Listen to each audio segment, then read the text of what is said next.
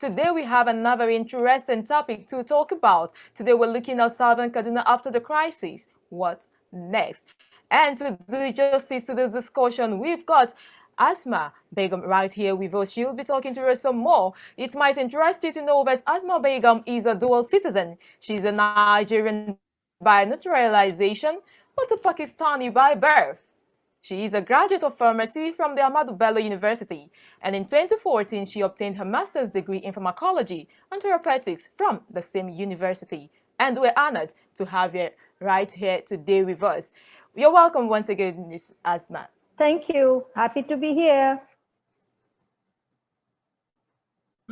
It's so good to know that you're happy to be here. So let's meet you. Tell us some more about you.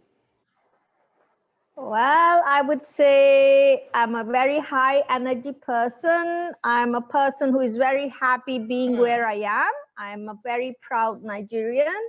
Wow. And you might wonder, how did I become a Nigerian? I was just a teenager when I decided that I'm going to naturalize and get the nationality here.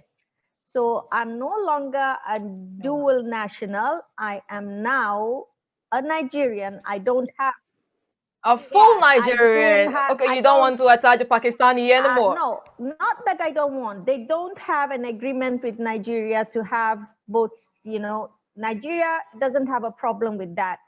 But the Pakistani end, they don't have an agreement. So I had to give up that one. Okay. So I know it's no problem. I'm just happy being where I am. I believe God doesn't make mistakes. Wherever he puts you is the rest place for you. And why not? Nigeria is an awesome country. There is so much we can do here. A population of 200 million people in one place. You can do just anything. So much of everything, and opportunity and wealth. It's an awesome place. So why not? Wow. It's really interesting to know that you chose Nigeria, and we are proud of you. We're so happy to have you as well. All right, let's look at you some more. What are your goals? Like, you're in Nigeria. How did you navigate and manage to stabilize in Nigeria with the goals that you have? And what are these goals? I want to be a person who would be so much, I don't want to import anything from anywhere. I want Nigeria to have industries that produce everything. So my focus as a pharmacist, you know, you get this training, formal training of creating things, drugs mostly, right? But it's not just about drugs. It's about every other thing that can be used by a human. That's part of being, part of the pharmacy course. Then you see, because we have the petroleum product available, we have got that, and we forgot about doing agriculture and manufacturing. My focus is now agriculture and manufacturing. We should be able to manufacture everything in this country. We have the intellectual, we have such intelligent people, we have so many people, we have the land, we have the money, so why not? Why should we import? How is it that it's better there than ours? No, ours is good. We just need to put a little more effort there to make it happen. So my dreams are to try my best to have as many products that can be manufactured in Nigeria, put them in place. I'm working on it.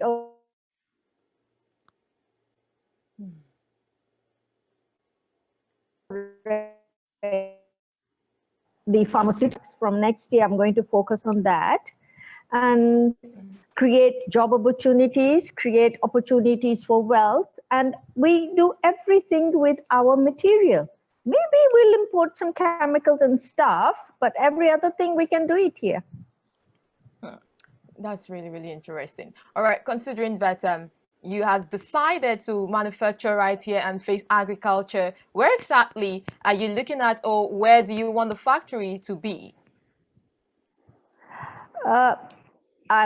I am a Kaduna person. I am based in Kaduna, and the environment made available for the Kaduna state government by the Kaduna state government, it's just quite okay for anybody who wants to do something.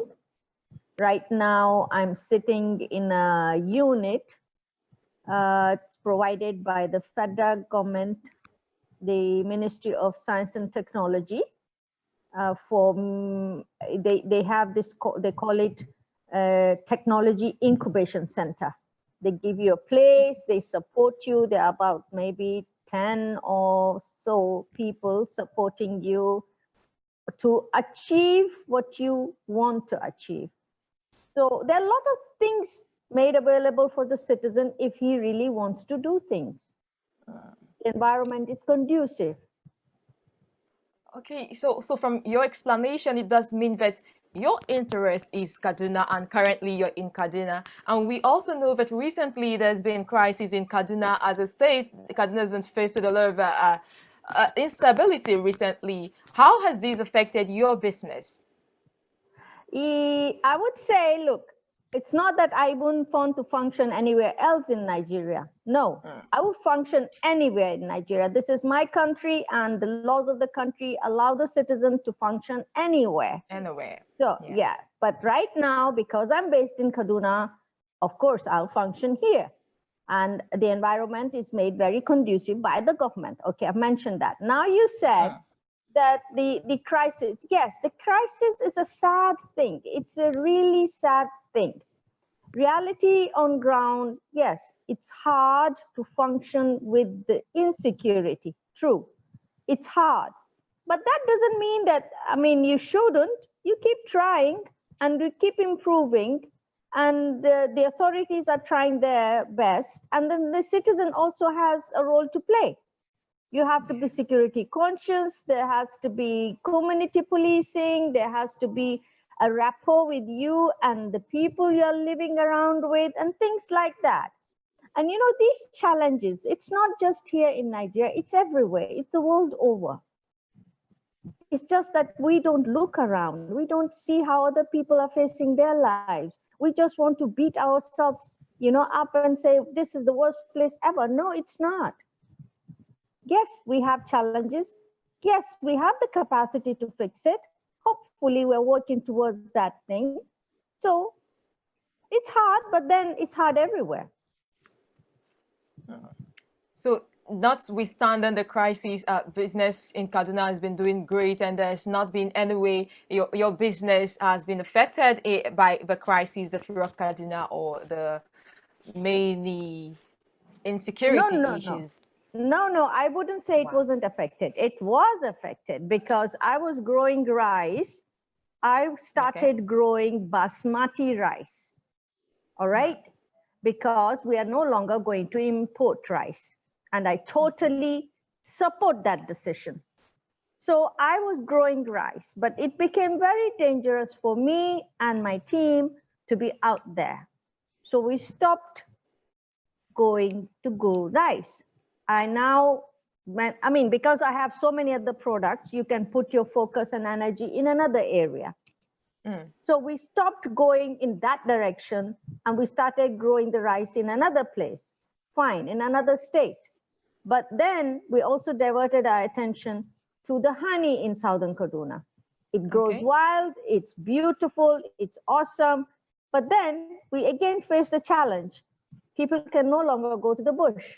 It's not like we have honey farms and stuff like that, you know. People just go to the bush, harvest it.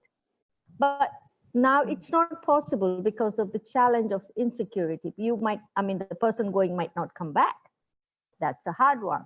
So of course, the business is affected. Everybody's affected. Everybody's sad. But it's happening. And it's not just Kaduna. We have to understand that. And it's not just southern Kaduna. Now, just I think last week we had it, this place, is it Beningwari something or Gwari something, in Kudandan on Saturday and Friday and Saturday. I mean, it's happening all over. It's not just one place. But it's very sad. And yes, it is hurting people. It is hurting the business. But that doesn't mean that you should give up. You have to keep going.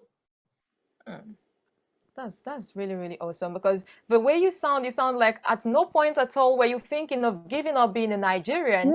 Never. No, never. No. This love is No, so strong. no.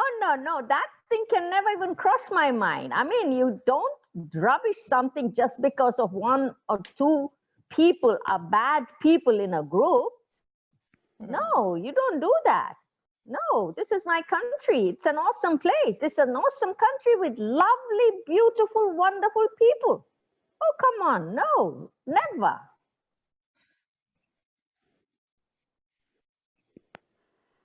Okay. Now, considering the Kaduna crisis, the government has come up to say there are different committees set up for peace talk and for peace and stability to be restored in the state. How far is it going? Do you think there's so much to achieve with this recent development? I think they're doing a great job. They're trying their best to make people understand that this is not the right thing and trying to make people understand that you don't give it a different narrative, you know. We're good people, we're good neighbors, we don't hurt each other. There's some bad guys that are going around doing stuff, does not mean that everybody's bad. We can sit down, we can figure this out, we can make it work. So the government is trying their best. They started with, I think, this Kaduna family thing that all the religious leaders got together and set out a peace plan. Then now they have come up with the development, the Kafanchan Urban Renewal Project, trying to organize the place, make it more conducive for the citizens and for people who might be interested in going there to do something. So I think they're doing a great job. They're trying their best then, but still, again, there are two things here you have to consider. The government can do just what it can do as government, but then the main thing is the citizen. You must have a positive approach. You must be proactive. You must be active. You must have a plan for your life and for your community and so on. You know, you just don't sit there and keep moaning and complaining. It doesn't work like that. Okay, now you did mention the citizen has a role to play in the achievement of the peace and development talks that's been going on. Do you think from what you've seen so far, are the residents or citizens supportive of the ongoing peace talk? Yes, and there's a little bit of very small no, but the bigger one is the yes. Yes, most citizens are supportive, but there are few people that are very, you know, I don't know, maybe they have experienced serious trauma or whatever. They're very suspicious about the whole thing. But then I think over time, they will also come on board and understand that it's not about, you know, hating each other. You can never achieve anything by this hatred. You just have to make it work by working together, loving each other, and doing the best with what you have on ground. All right, so now people are beginning to relax some more because recently there's not been too much agitation about the crisis. How do you think people will accept or return back to the community or to their base right after this whole peace talk that's ongoing? You know, we had a lot of internally displaced people. People ran away from their areas, and it was in the middle of rainy season. It was so bad. It was so horrible. But slowly things are coming back. The rains are about to go, and people are going back. And there is a small gap of, I mean, we have peace, a little bit, yes, better. I didn't hear of very serious incidents anywhere, very small issues here and there, no big incident. So I think we're moving towards the right direction. We hope to achieve peace, and we hope to be able to make everybody on the planet understand that Kaduna State and Southern Kaduna especially is an awesome place for you to come and invest and make the place a better place, make the place develop.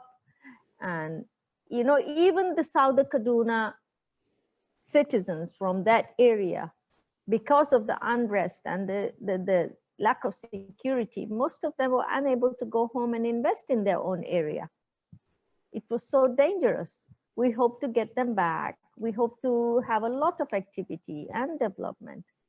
I think we're getting there. I think we're working towards that. Okay, now let's look at business some more. Like you have been doing this manufacturing for how long exactly? I'm a pharmacist, so yes, I intend to go into it. But the manufacturing of drugs is different from doing food. Right now, I'm already involved in food, and I have quite a few products of food, in short, 23. But drugs, I'm going to start by the end of this year. By God's grace, I start doing the drugs also. So quite a few products, and challenging, yes, because we don't, when you want to use, you have to look for raw material, you have to have standard raw material, you must have packing material. It's a whole chain, and it's hard because we still don't have, look, nobody's producing glass bottles. Can you imagine? Very few producers of glass bottles. We need glass bottles. There are certain things that you don't put in plastic. You just don't pack them in plastic. So all these things are, they have a big effect on your manufacturing. The processor or the manufacturer has to go through all these hurdles before he can actually bring a product. But I think we're working towards a good direction. We're going to get it, inshallah, hopefully.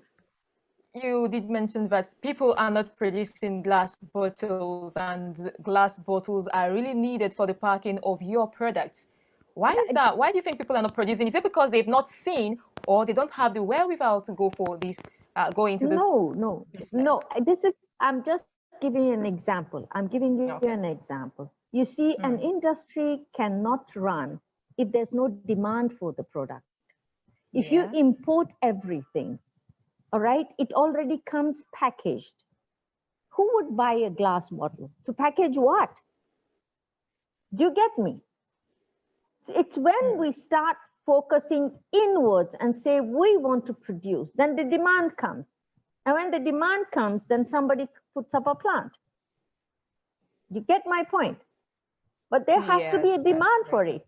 And if you are the type that's just going to go out and continue importing, then there will be no production of all these things, because these are going to be used by people who are producing stuff, manufacturing stuff. I hope you get my point. Yeah, very clearly. Okay, so I asked earlier, how long have you been manufacturing in Nigeria? Has it been a year, two, three, four? How long? No, for a very long time. First of all, I started because I wanted to do pharmaceuticals right in the beginning, but then uh, I started producing water, because pharmaceuticals, before you can go into pharmaceuticals, if you're going to make liquid pharmaceuticals, you must have properly processed water. So I started with the water. I had Water. sachet water, yes, sachet water, and I ran that factory for more than 10, 12 years like that. But I was not able to move to the next step. Why? Utilities. Yeah, I couldn't just look for diesel and petrol all the time and run the gen. You see, when you have big machines, when you switch on a machine, it takes 30 minutes for it to get hot enough to start functioning. All right. And by then, the light has gone. Now you're going to start putting diesel. Now you're going to look for petrol. I mean, it was just so terrible. I just couldn't go on with that and couldn't move forward to get to the pharmaceutical stage. So I stayed on the water thing for 12 years, and I said, no, this is enough. I don't want to do this anymore. So I have been in manufacturing for a long time, but not pharmaceuticals. I want to start pharmaceuticals soon. I've been in the manufacturing thing. If you call water processing manufacturing, then I've been there for a while. Then now for like 2 to 3 years, I've been into food now. So I don't know if I've answered your question. Yes, you have. All right, people, you have been listening to Asma Begum, and she is a Nigerian from Kaduna, a pharmacist, and of course, a manufacturer. And also, remember, you can subscribe to our YouTube channel for you to get all of our posts and all of our videos. You can also follow us on Instagram at Elombah TV. We have a Facebook page as well. Do well to like our Facebook page for more of our informations that will pop. Okay, and we have been talking to Asma. She's been talking to us about her being a Kaduna woman, a Nigerian, and a proud Nigerian at that. And it's been an interesting time, trust me. Well, as we do, we open the lines for you to ask questions. We make it possible for you to ask questions, and you can ask your questions by raising your hands up, and you will get yeah. But just before that question, let me quickly talk about something you mentioned, light. You did mention that running the factory for water production, you did have challenges with light, diesel, and all of that. What do you think can be done to improve the lighting system in Nigeria to enable businesses run smoothly? I just don't understand when they keep saying they're putting so much money to fix this and they still haven't achieved anything. I just don't understand why. That is number one. The other thing I just don't understand, they privatized the light. It still didn't improve. It's a bit better now. This recent development, especially during COVID, it became a little bit better.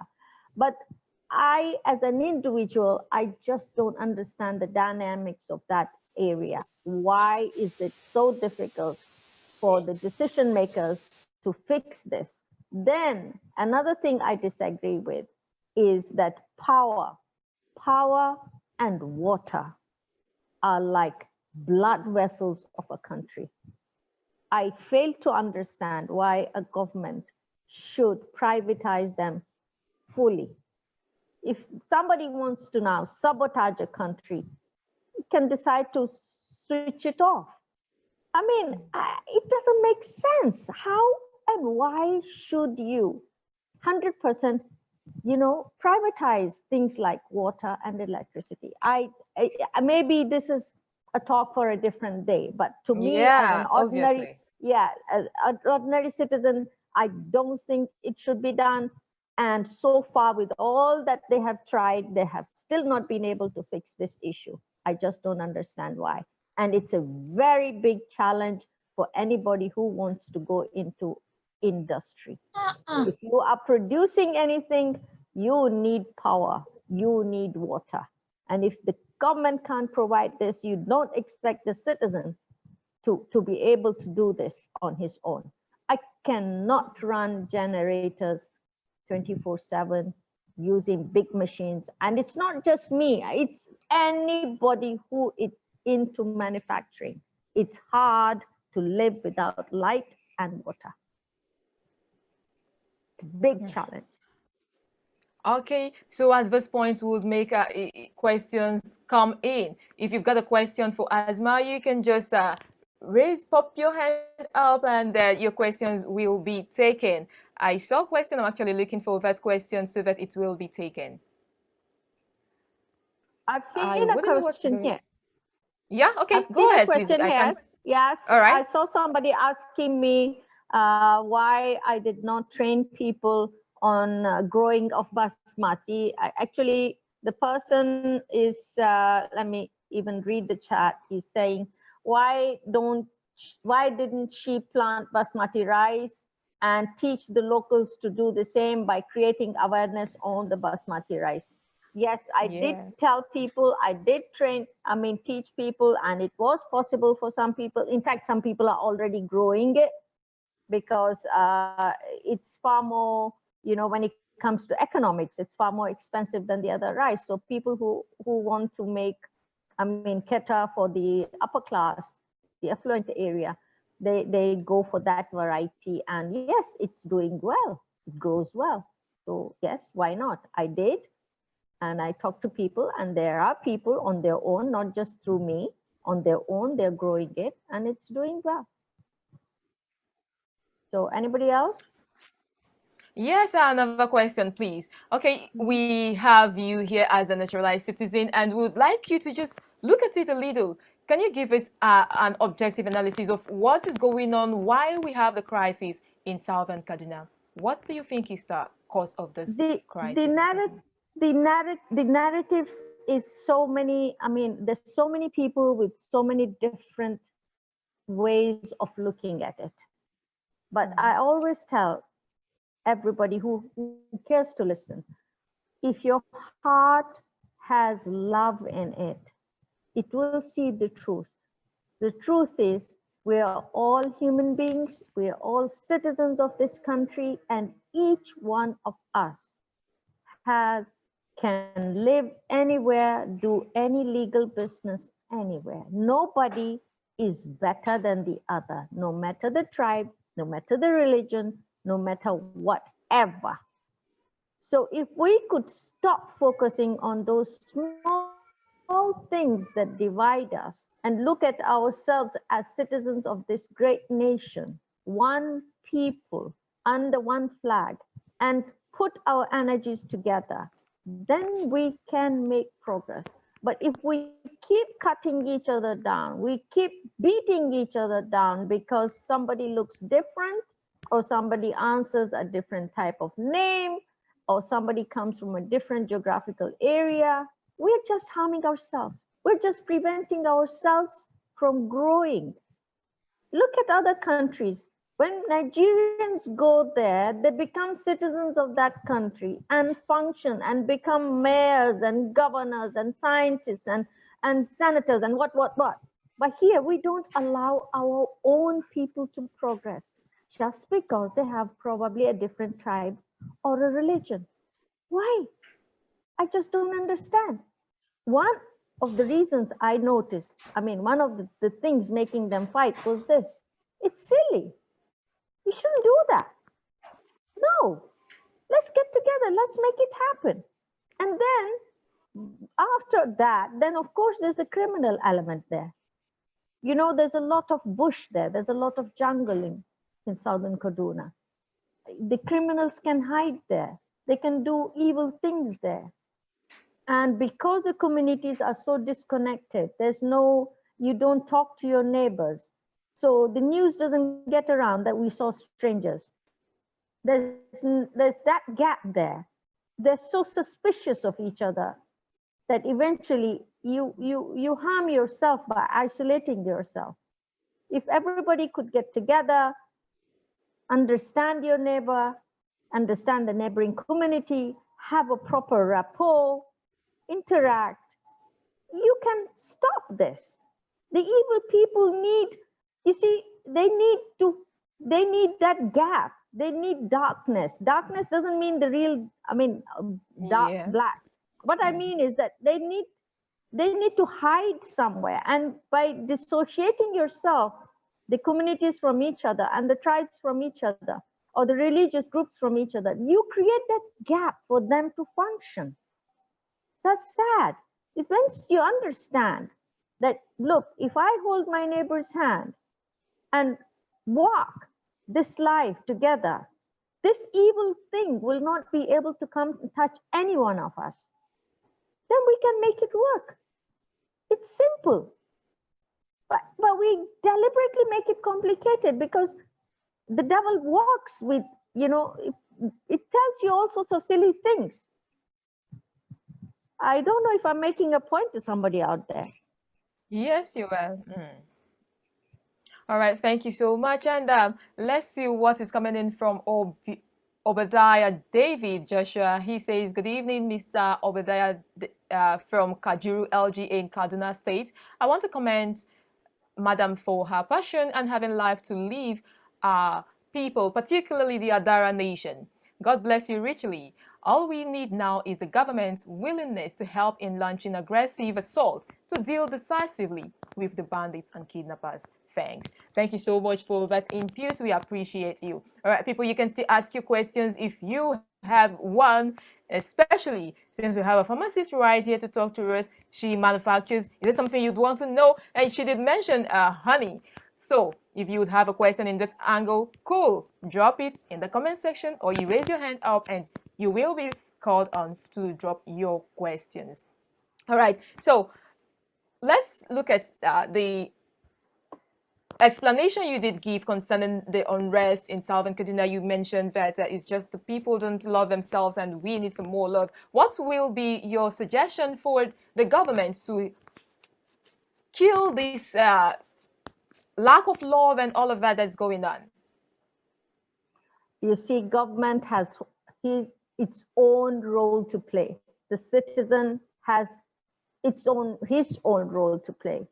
And then the traditional rulers have their role to play. The security agencies have their own role to play.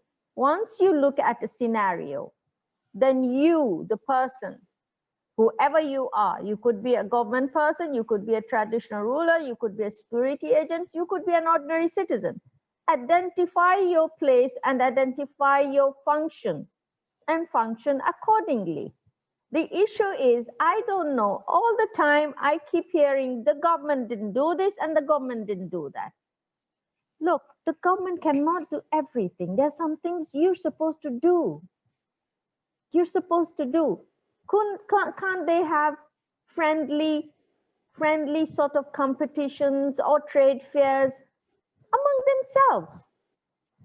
You know, to bring the communities around together, showcase their talents, showcase their products. There's so many ways of creating people come together. Sports, I mean, it's endless. It's when you want to do it, ideas will come up. But it's not always government. You are part of it and you have to play your role. Then another thing, I don't understand why the citizen doesn't approach the agencies, the proper agencies. Like I had a very big complaint. The area where I was functioning, we didn't have network. So it was hard for me to make telephone calls.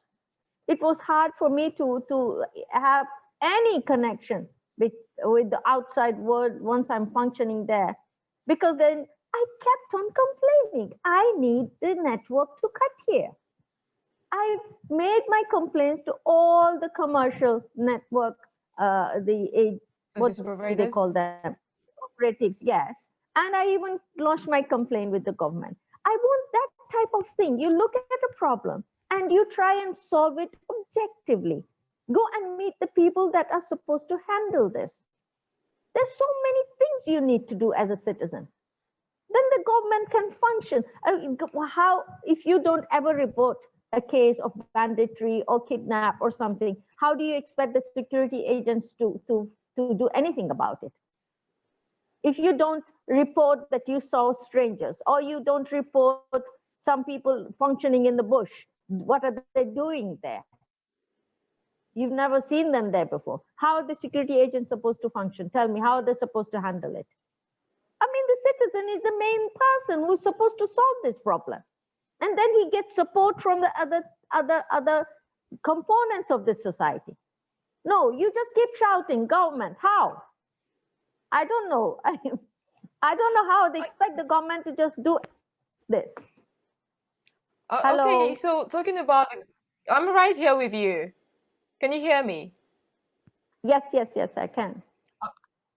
All right. So, talking about the government, the citizens not doing enough, I do understand that at some point the citizens were complaining of the repeated attacks on the southern Kaduna people, and it seems like nothing drastic was done about it because it kept reoccurring. Do you think that the citizens didn't do enough? They didn't complain enough about that, or they didn't channel their complaints to the right authorities? Yeah. Not that they didn't complain enough. I think, one, they did not, look, let's be realistic, real, talk real. Let's assume you and I, we are in a community and we're facing issues. Wouldn't we set up our own way of handling it? That would be step number one, wouldn't it be? Tell me. If I am in a place and I find that we're going to be attacked this night, I'm going to do something about it with the community there. That would be my step number one. And then, because that's if you know about it. Yeah. If it's happened to the next village, it's coming here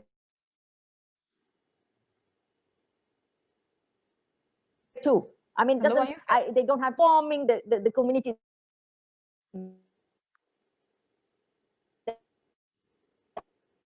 We're coming to raid you today. They grade you. Can you imagine? I mean, as a citizen there, wouldn't you do something about yourself? You secure yourself, your family, especially the women and the children, and so on and so forth. You just Okay, won't stand there and keep shouting, government come. And then, of course, you will talk to the security agencies. Then you have to facilitate the security agencies. right. You When you have say to securing yourself, when you say securing yourself, does it mean that you were talking about some form of self-defense or get ready to attack the attackers when they come in? Look, I always wonder, they always come on motorbikes very often. They come on motorbikes. Whoa, what's going on? Or Hello, are you sit there? down and I ask myself, what would I do? You see, you use a path. It's a thick bush and there's a footpath there. And you know they might use motorbikes to come. Wouldn't you put logs all along the place or stones or something that will prevent the motorbike from moving? That's step number one. Number two, anywhere I see a motorbike, I would be suspicious because that's what they normally use to run through the bush. I mean, there's so many small things that you have to be, you have to be alert about as a citizen. You have to be conscious and particular about certain things happening in your environment. I give you an example. When I was growing rice, why did I decide to grow rice? Rice is a short crop. My farm is a very big farm. I want to be able to see from point A to point B. So I decided to grow rice instead of growing maize. That is my way of trying to help myself. So that if I see, if somebody is coming from a distance, unless he's going to lie down on the ground, I will be able to see that person because rice is a short crop. And maybe help myself and my team to run or hide or whatever. I mean, there's so many things, small things that you have to put in place to help yourself. You can't just shout and expect people to solve your problem. When you make an effort, and of course you inform all the other groups and so on, you can do things. I'm not saying you can solve it 100%, but at least you can help yourself. A little bit, somewhat. Does it mean that the government is doing okay? Like, what do you think the government is doing okay from all you're saying? So it's more on the citizens now and not the government. Is that what you're trying to say? I'm not saying the government is doing okay or not okay. I guess they get their own security report all the time and report it to the chief executive of the state. And the security arms agencies, they all share information. First of all, they have to be given the correct information. That is step number one. Number two, they have to handle it properly. Probably they are, I have no idea. But I am an ordinary citizen. I'm not representing any of the agencies and I'm not representing the government. So I talk as an ordinary citizen. And that is, you try and help yourself in the legal way. You don't go and harm your neighbor. You go and hold his hand and say, look, this is our collective problem.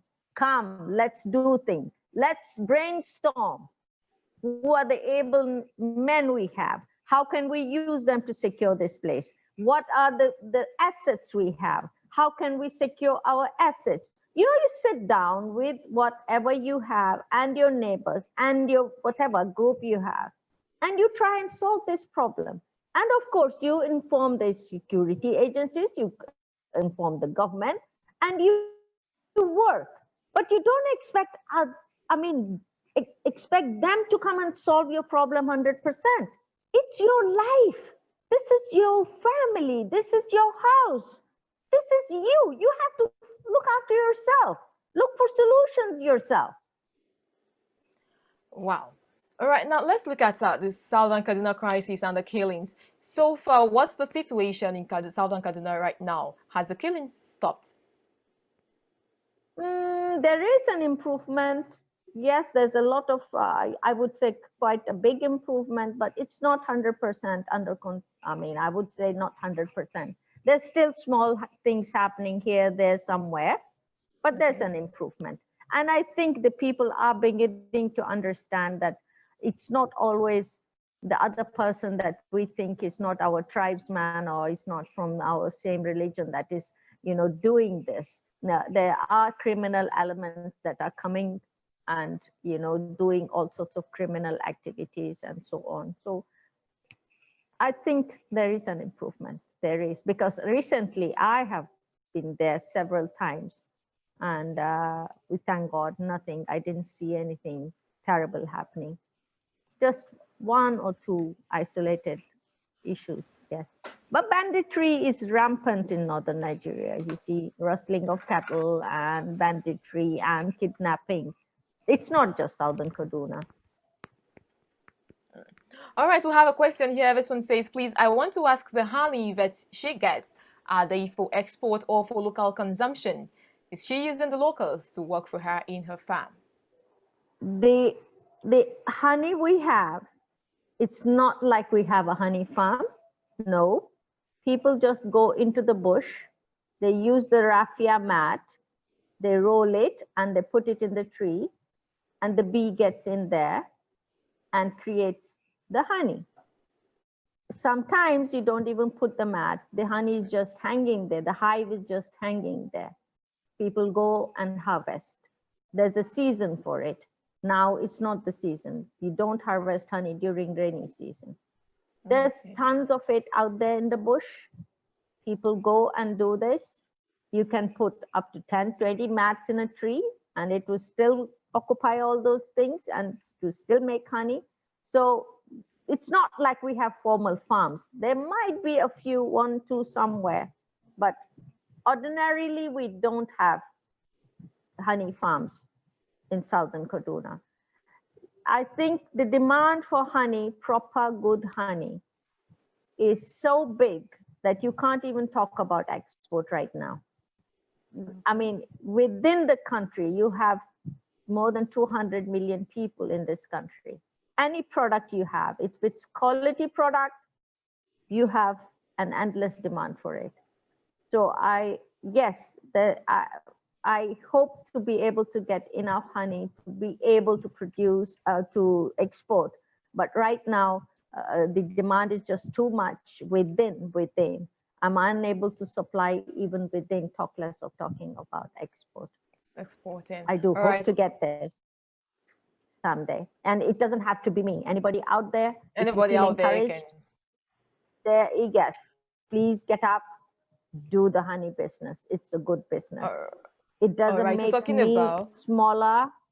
Yeah. Talking about investment, there's a question here that says, say an investor wants to come to Southern Kaduna, what will you advise the investor to go into? I would advise that person to go into, look, we have the best ginger on the planet. We have awesome honey.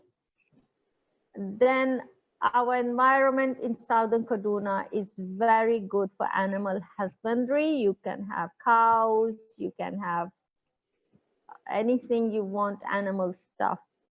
There's enough land, there's enough rain, the soil is good for them to graze on and so on. So when you talk about animals, it's not just for meat. You can have animals for milk, you can have animals for meat and so on. So that is also very good business. In fact, there's a lot you can do. You can really do stuff in Southern Kaduna. You have people, good people, so innocent, and that's why they easily taken away into all this thinking of all these horrible things. They're so innocent there. Good people available, that means you easily have people that can come over and you can work together. There's land and the environment is good and the weather is good. So the opportunities are endless. You can do anything you want to do. It's a good place. It's a beautiful place. It's good to know that you're promoting Southern Kaduna, not just Kaduna, Southern Kaduna, Kaduna in its entirety. You promote it so much and you're so much in love with your state, and we love you right back. Yes. Thank you. Let me Thank you. see some more. If we haven't more questions, if you've got questions, she's right here. Drop your question or you raise your hand for your question to be taken. And do not forget, if you're just joining us, this is Elombah Television. And sitting right here is Asma. And of course, I am Angel Lidi right here as well. You can follow us on Instagram at Elombah TV, like our Facebook page, and head straight to our YouTube channel. Click the subscribe button, set on the notification so that you'll be the first to get every of our information as it drops. Like I told you earlier, we've got Asma Begum right here, and she's a Nigerian by naturalization, and she is a Kaduna woman, a very proud Kaduna woman at that, and not ready to give up on Nigeria no matter what happens, and we're happy about that. Let's see if we got more questions. And what next? All right, no more questions. All right, just before we call it a wrap right here, what's your advice for Nigerians and youths especially? What do you have to say to Nigerian youths? I would tell the youth that, look, you can achieve any dream you have, a good dream you have. You can achieve it in this country. You don't have to go anywhere. But then you don't expect others to walk your dream. Life is about working for yourself to achieve your dream. Don't expect other people to solve your problem. Don't expect other people to finance your projects. Don't expect people to make your dreams happen. You have to do it. You have to figure out what you're passionate about, and then you have to figure out how to go get it. But most people want, oh, my mother didn't do this for me, or my father, or my uncle, or my brother, or so and so. No, no, no, no, no. You have your life to live. You have to live it your way. Go do it. The opportunities are endless, especially at least in Kaduna State, and not just Kaduna State. I saw so many programs coming up, COVID, this and that, support, this, that. So many in Nigeria. You're a young person, you have the energy, you have the skills. I don't emphasize so much on all these big degrees and so on, that I see young people just going to get degree after degree after degree, and you don't achieve anything. Go get some skills with your degree. I'm not saying education is bad. Education is good, but you must have skills to achieve what you want to achieve. But figure out what you want to do, and then go get it. Map it. Set targets for yourselves. Don't just sit there. Don't just sit and moan and complain. You're awesome, you're perfect, and you have a beautiful country. Get up. Talk to people. If you feel you're finding some challenge, talk. You find a way out. I hope I've answered your question. Awesomely well. Thank you so much. We are really glad that you showed up for our session today. We are proud of you. We appreciate you. All of us at Elombah Television, we are so proud of you. We thank you so much. And we do hope that when next we call you, you will respond as well. Sure, anytime. Happy to be here. Thank you so much and have yourself a splendid evening. And to Thank everyone who showed up, who was a part of our audience, we appreciate you. We thank you so much. For those who will see this post on Instagram, on Facebook, and YouTube, thank you so much. Do not forget, hit the subscribe button on YouTube. Follow us on Instagram and on Facebook as well. Remember, you are important to us, so we want you to get the information firsthand. Yes, that's what Angel Lady says. And from me to you, thank you so much, and we love you. Have yourselves a splendid night rest. And thank you so much, Asma, for coming around. Thank you for having me. I loved it. Bye. Bye now. Bye.